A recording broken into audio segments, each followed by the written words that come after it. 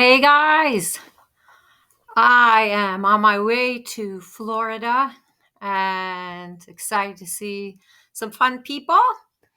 I thought I would just record a little bit about what we talked about on Wednesday, that idea about building confidence in creating a plan for a ride and then having to be flexible because your horse is not up for what you planned. So, this is really an important thing to get a hold of if we want to make consistent progress. When you decide what you want to work on, it needs to have like a core meaning. So, do we want to work on fitness?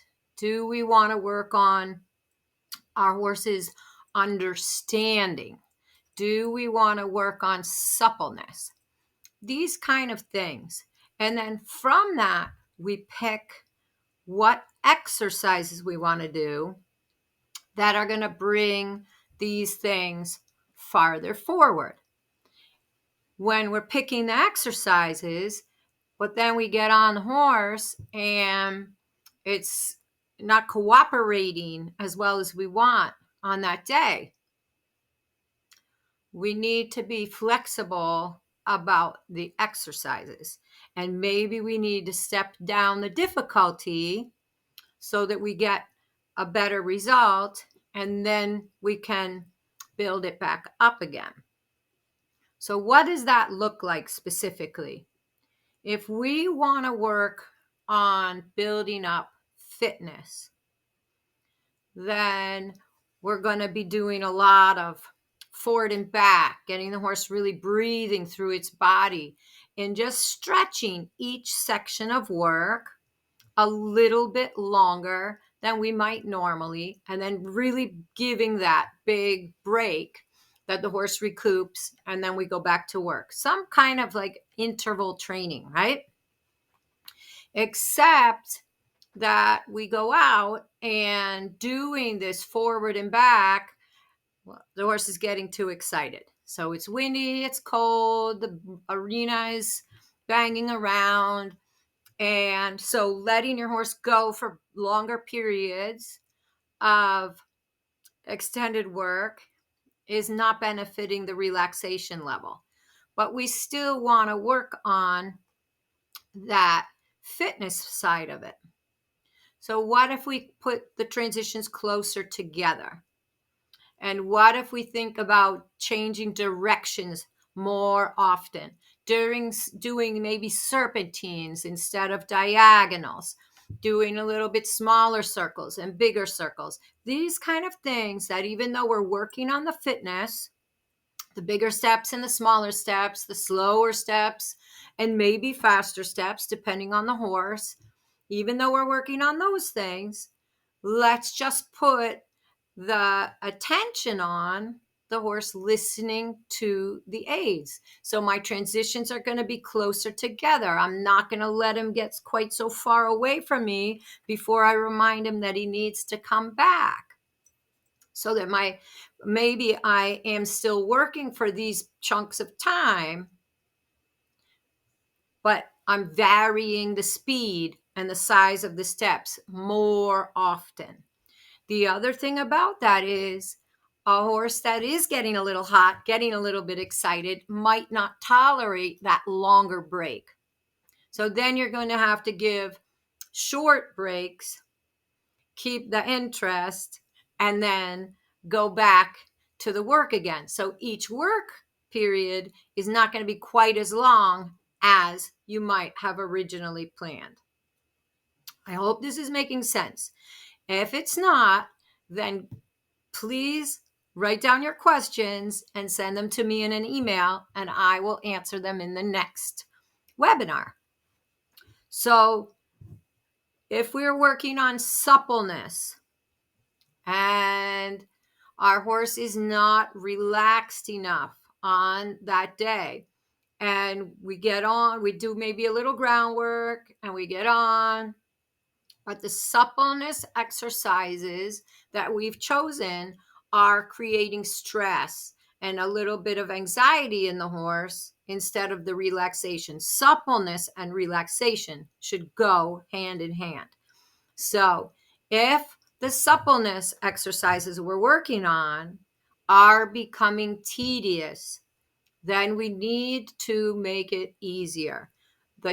The changes in this case might be putting more time in between.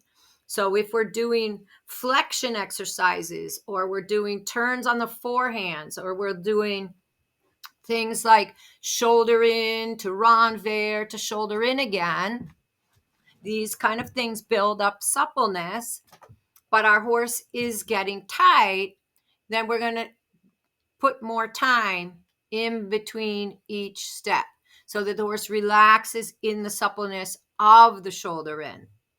And then maybe we do change to a renvers, or maybe we come out of the shoulder in and only do the counter flexion and then back to true flexion as a step to shoulder in. And then later in the ride, or maybe in the next ride, the shoulder in and the renvers. So we're still going to be working on the suppleness. Suppleness being able to find that relaxation and suppleness in the leg yielding. Find that relaxation and suppleness in the shoulder in. And then taking it to a next exercise and then bringing it back. But we're going to simplify. If your horse is getting uptight, it's not going to get more supple. If your horse is not relaxed, it's not accepting the aids through the body. So forcing it to become supple is going to be counterproductive.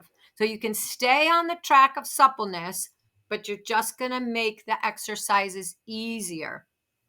That can also just be creating suppleness in patterns. Maybe we don't even need to do lateral work. So is my horse, we could do a little over bending in the turns, or bend to the outside on the long side, and then a little true bend, not just flexion, on purpose on the short side, and then back to the outside. These kind of things where we're still working on that. It's not just the neck, but because the horse lets go a little bit in the neck, the rest of the body, the rib cage, these kind of things start to open up. Your turn on the forehands are really good exercises in getting the horse to create an understanding of the leg into the rein and getting the back and the rib cage a little bit loose, accepting that outside rein. A tense horse, this is going to be a tedious exercise. So perhaps we do more with the groundwork on that day and a little bit less with the true turn on the forehands. If we're going to be working on, let's say we want to start to build a little bit more cadence and a little bit more control in the steps, and our horse comes out with lack of focus, then we're going to make the exercises easy, but still have that conversation about big steps and small steps, not having to hold it together in the small steps, not have to keep pushing in the bigger steps. So cadence is going to come, like a little bit more loftiness in the gaits is going to come because you have neutral. You can find very easily neutral. So it's going to be asking questions, asking your horse to go more forward, going to neutral with your aids, and that your horse continues to go in that energy, continues to go in that size of the step. Then you can make the smaller steps again. And then when they get into the smaller steps, we don't have to hold them there, but we let them be in those smaller steps.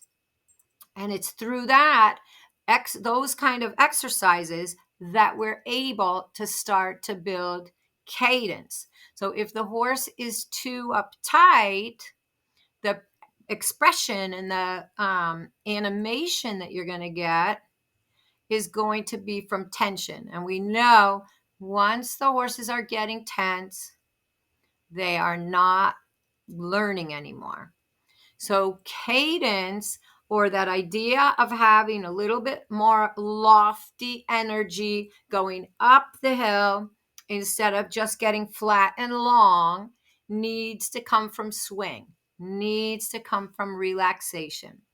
So again, being able to find neutral and then asking questions and then getting the right answers to those questions will bring that relaxation. Then when your horse becomes relaxed, then you can start to put the aids a little bit closer together, where you ride into that nice contact.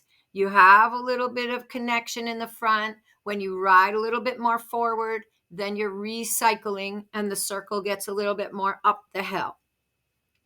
So these are just some ideas. The mindset is always going to be about creating that connection and really working to notice, where is your horse losing the relaxation?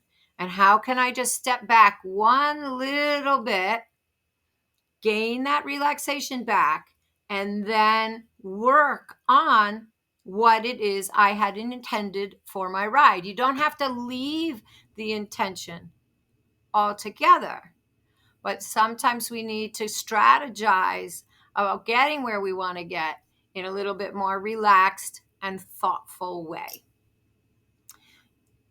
I also think that not worrying about what people think, and if you're getting enough done in that ride, is really important. We have to be present.